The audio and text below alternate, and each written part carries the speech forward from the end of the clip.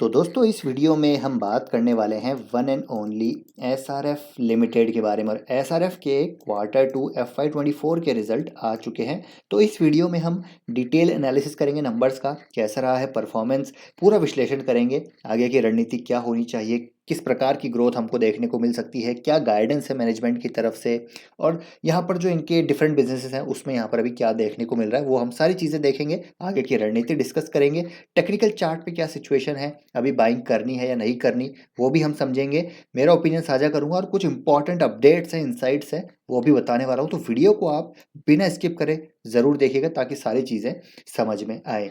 तो बात करते हैं एसआरएफ के। सबसे पहले हम नंबर्स की। तो टॉप लाइन में आप देखेंगे तो हमको डी ग्रोथ देखने को मिल रही है। ठीक है, 3700 करोड़ का जो टॉप लाइन है वो गिर के अभी 3100 करोड़ के आसपास रह चुका है। तो करीब करीब 14% के आसपास की D growth year on year basis पे देखने को मिल रही है। और सिक्वेंशियल बेसिस पे भी आप देखेंगे तो 5% के आसपास की गिरावट देखने को मिल रही है। एंड मार्जिन्स भी गिरते हुए देखने को मिल रहे हैं, ईयरली बेसिस पे भी, सिक्वेंशियल बेसिस पे भी मार्जिन्स भी गिरे हैं। साथ ही साथ नेट प्रॉफिट देखेंगे तो 481 करोड़ का नेट प्रॉफिट 300 करोड़ के आसपास रह चुका है। तो बड़ी गिरावट यहाँ पर भी है। सिक्वेंशियल बेसिस पे भी हमको प्रॉफिटेबिलिटी डिक्लाइन होती हुई देखने को मिल रही है। तो डेफिनेटली वीक नंबर है और ये कंसोलिडेटेड नंबर है, जहाँ पर इनका स्पेशलिटी केमिकल बिजनेस आता है, जहाँ पर इनका पैकेजिंग फिल्म बिजनेस आता है, टेक्निकल टेक्सटाइल बिजनेस आता है, एंड अदर्स बिजनेस आते हैं। तो ये सारा मिला के जो है कुल मिला के बात करें तो टॉप लाइन बॉटम लाइन में घाटा देखने को मिल रहा है। साथ ही साथ ऑपरेटिंग प्रॉफिट मार्जिन्स भी गिर रहे हैं। अब थोड़ा इसको डिटेल में समझते हैं, रीजन समझते हैं क्यों गिरावट हो रही है। तो सबसे पहले केमिकल बिजनेस की बात करेंगे तो 22% रेवेन्यू में हमको डिक्लाइन देखने को मिल रही है। ऑपरेटिंग प्रॉफिट आप देखिएगा तो 33% से ऑपरेटिंग प्रॉफिट गिरते हुए देखने को मिले केमिकल बिजनेस में। उसके पीछे रीजन है weak global demand owing to ongoing inventory rationalisation by certain key customers. तो ये बात हम काफ़ी टाइम से कर रहे हैं कि इंडस्ट्री वाइड इशू देखने को मिल रहे हैं, डंपिंग इशू, इन्वेंट्री इश्यूज और ग्लोबल डिमांड यहाँ पर काफ़ी वीक देखने को मिल रही है, जिसकी वजह से इनके मार्जिन्स काफ़ी प्रेशर में आ रहे हैं। लगातार हम देख ही रहे हैं कि इस क्वार्टर में भी प्रेशर में देखने को मिल रहा है। तो ग्रोथ इश्यूज है, इंडस्ट्री वाइड यहाँ पर इश्यूज है, जिसकी वजह से इनका केमिकल बिजनेस थोड़ा सा यहाँ पर प्रेशर में देखने को मिल रहा है। बाकी पैकेजिंग फिल्म बिजनेस की बात करें तो यहाँ पर भी रेवेन्यू डिक्लाइन है, प्रॉफिटेबिलिटी डिक्लाइन है। उसके पीछे रीज़न है हेडविंड्स हैं, डेफिनेटली इस पूरे सेक्टर में हेडविंड्स हैं, बिजनेस हेडविंड्स हमको देखने को मिल रही हैं। And this is resulting in the significant pressure on margins and overall demand slow down globally. तो ये बिजनेस भी यहाँ पर प्रेशर में है। टेक्निकल टेक्सटाइल बिजनेस में इनको ग्रोथ देखने को मिल रही है, ऑपरेटिंग प्रॉफिट भी यहाँ पर बढ़ते हुए देखने को मिले हैं। और बिजनेस यहाँ पर डेफिनेटली जो डिमांड है बेल्टिंग फैब्रिक्स में और पॉलिस्टर यार्न में, वो यहाँ पर डिमांड देखने को मिल रही है। अदर बिजनेस की बात करें तो यहाँ पर भी हमको ग्रोथ देखने को मिल रही है। हालांकि ये जो अदर बिजनेस है और जो इनका टेक्निकल टेक्सटाइल बिजनेस है ये काफ़ी छोटा पार्ट है, लेकिन जो इनके दो बड़े बिजनेस हैं, केमिकल बिजनेस जो करीब करीब 60% रेवेन्यू कंट्रीब्यूशन है केमिकल का, और पैकेजिंग फिल्म बिजनेस जो करीब करीब 20% कंट्रीब्यूशन है। तो केमिकल बिजनेस की जो पिटाई हुई है उसकी वजह से इनके ओवरऑल कंसोलिडेटेड नंबर्स गिरते हुए देखने को मिले हैं। और इसी वजह से आप देखेंगे तो यहाँ पर थोड़ा सा हमको प्रेशर देखने को मिल रहा है ओवरऑल नंबर्स में। अब यहाँ पर नंबर्स वीक हैं, लेकिन अगर आप देखेंगे स्टॉक जो है तो ऊपर जाता हुआ देखने को मिला है।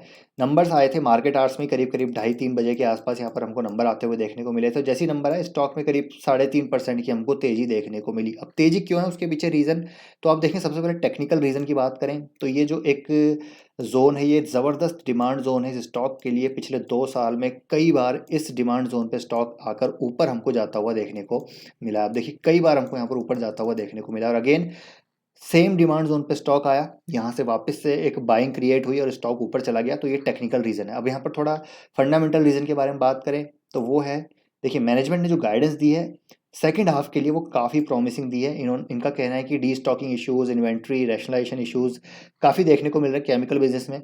जो ग्लोबल डिमांड है वो काफ़ी वीक है, लेकिन अब ये बोल रहे हैं कि we are now beginning to see some positive traction that should bode well for the better second half of FY24। तो केमिकल बिजनेस का जो सेकंड हाफ होगा यानी कि Q3 एंड Q4 वो काफ़ी अच्छा रह सकता है, और इसी वजह से यहाँ पर एक हमको बाइंग आती हुई देखने को मिली है। तो यही रीज़न है दोस्तों, दो रीज़न, टेक्निकल रीज़न एंड यहाँ पर फंडामेंटल रीज़न बात करें, इसी वजह से स्टॉक में तेज़ी देखने को मिली। अब यहाँ पर बाइंग करनी है नहीं करनी इस पे हम थोड़ी देर में आएंगे, लेकिन उससे पहले मैं आपको कुछ अपडेट्स देना चाहूँगा बिजनेस के रिगार्डिंग। तो पहली अपडेट ये है कि देखिए कंपनी ने एक और केपेक्स अनाउंस किया है। 275 करोड़ रुपीस का केपेक्स है जो अगले 2.5-3 साल में हमको कमेंस होता हुआ देखने को मिलेगा। 4500 मेट्रिक टन पर एनम की कैपेसिटी आने वाली है। और क्या है प्रोडक्ट? तो प्रोडक्ट है कैपेसिटर ग्रेड बीओपीपी फिल्म्स। जी हाँ दोस्तों, एक बहुत ही नीश सेगमेंट में ये कंपनी उतर रही है। अभी होता क्या है, तो बेसिकली जो रजिस्टर्स होते हैं, कैपेसिटर्स होते हैं, सेमीकंडक्टर्स जो आप बेसिकली कह सकते हैं, उसकी जो फिल्म्स होती हैं वो ये कंपनी बनाने वाली है।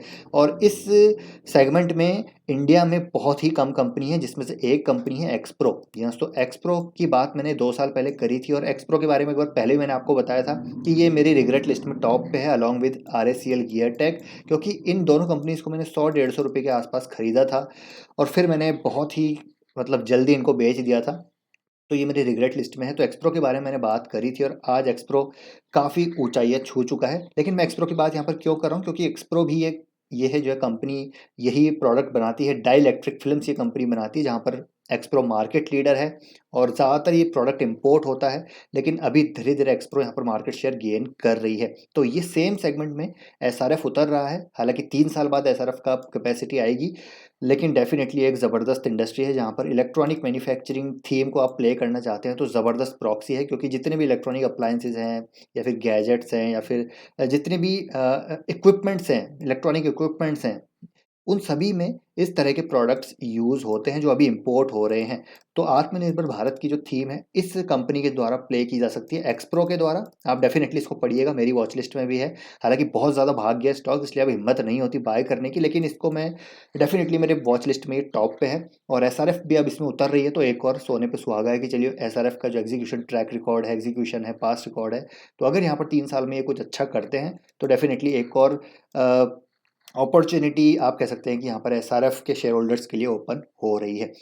तो ये जो है mix of debt and internal accruals होगा, थोड़ा बहुत डेट और थोड़ा थोड़ा ये इंटरनल अक्रूवल्स यहाँ पर इसको जो है फुलफिल करते हुए नजर आएंगे। तो ये एक पॉजिटिव न्यूज़ है, इस पर डेफिनेटली हम इसको ट्रैक करेंगे। बाकी एक्सप्रो को आप पढ़ना चाहते हैं तो पढ़ सकते हैं। दूसरी अपडेट एक ये है कि जो इन्होंने 5 अगस्त 2019 को यहाँ पर सॉरी 30 जुलाई 2020 को यहाँ पर एक कैपिटल एक्सपेंडिचर यानी केपेक्स किया था PTFE में, जो करीब करीब 424 करोड़ का था। वो अभी प्रोजेक्ट यहाँ पर कमीशन हो चुका है। तो एक पॉजिटिव न्यूज़ है, कमीशन हो चुका है ये वाला प्रोजेक्ट इनका। तो अब यहाँ से अगले आने वाले क्वार्टर्स में हमको ये चीज़ें रिफ्लेक्ट होती हुई नज़र आएगी बैलेंस शीट में। तो यहाँ पर डेफिनेटली पॉजिटिव है। आगे हमको बैलेंस शीट में P&L में इसका असर आता हुआ देखने को मिलेगा। चलिए, तो बात कर ली हमने अपडेट्स की। अब यहाँ पर बात करते हैं बाइंग करनी है नहीं करनी। तो डेफिनेटली लॉन्ग टर्म इन्वेस्टर्स के लिए SRF एक अच्छे, आप कह सकते हैं कि प्राइस पे अवेलेबल है। हालांकि इंडस्ट्री थोड़ी इशू में चल रही है, लेकिन आपको समझना पड़ेगा, जब अच्छी न्यूज़ होगी, ठीक है, जब अच्छी न्यूज़ होगी, गुड न्यूज़ होगी, तो गुड प्राइस नहीं होगी, ये बात आपको समझना पड़ेगा। और जब गुड प्राइस होगा तो अच्छी न्यूज़ नहीं होगी। तो ये थोड़ा सी ये चीज़ें समझने वाली है। तो इंडस्ट्री वाइड इश्यूज़ हैं, इस सेक्टर में भी प्रेशर चल रहा है। तो मुझे लगता है यहाँ पर अच्छा मौका है बाइंग करने का। अगर स्टॉक और गिरता है नीचे, मेरे को लगता है देखिए गिर भी सकता है, ऐसा कुछ नहीं है, मार्केट में कुछ भी हो सकता है। स्टॉक 1800 तक भी आ सकता है, लेकिन हर डिप पे ये बाय ऑन डिप्स वाला स्टॉक है, हर डिप पे ऐड किया जा सकता है, क्योंकि लॉन्ग टर्म स्ट्रक्चरल स्टोरी यहाँ पर नज़र आ रही है। 15,000 करोड़ का केपेक्स यहाँ पर कंपनी ऑलरेडी अनाउंस कर चुकी है, जो अगले FY28 तक हमको आता हुआ देखने को मिलेगा। जिसमें से भी देखिए 12,000 करोड़ तो सिर्फ केमिकल बिजनेस में ये जो है लगाने वाले हैं। तो केमिकल बिजनेस में काफ़ी अच्छी अपॉर्चुनिटी है। नए सेगमेंट्स में उतर रहे हैं, एल्यूमिनियम फॉयल में उतर चुके हैं, ठीक है, और साथ ही साथ अब कैपेसिटर ग्रेड BOPP फिल्म्स यानी कि डाई इलेक्ट्रिक फिल्म्स में उतर चुके हैं। और भी नए बिजनेस में ये उतरते हुए नजर आएंगे। अब केमिकल बिजनेस की बात की जाए तो स्पेशलिटी केमिकल की बात करें और फ्लोरोकेमिकल्स की बात करें, फ्लोरोकेमिकल्स में they are the domestic leaders, domestic market leader हैं। रेफ्रिजरेंट गैसेस में, स्पेशलिटी केमिकल्स में, एग्रो एंड फार्मा सेक्टर्स में एक अच्छी पकड़ है इनकी। आगे केपेक्स कर रहे हैं यानी कि डिमांड अच्छी है। और फ्लोरीन केमिस्ट्री का यूज़ हमको एग्रो और फार्मा में बढ़ता हुआ देखने को मिलेगा, जिसके बारे में पहले भी चर्चा कर चुका हूँ। तो फ्लोरीन केमिस्ट्री में इनकी अच्छी पकड़ है, डोमेन एक्सपर्टीज़ है। तो मेरे को लगता है SRF एक long term core portfolio stock है। बाय ऑन डिप्स यहाँ पर डेफिनेटली किया जा सकता है, कोई प्रॉब्लम नज़र नहीं आती। यहाँ पर इंडस्ट्री वाइड इश्यूज़ हैं, इसलिए SRF परफॉर्म नहीं कर रहा है। काफ़ी 2 साल से आप देख रहे हैं परफॉर्म नहीं कर रहा है। लेकिन जब यहाँ पर सारी चीज़ें नॉर्मलाइज हो जाएंगी, स्टॉक भागता हुआ देखने को मिलेगा, फिर हम पकड़ नहीं पाएंगे। तो कोर पोर्टफोलियो में SRF को बाय ऑन डिप्स कर सकते हैं, स्टॉक भाग रहा है।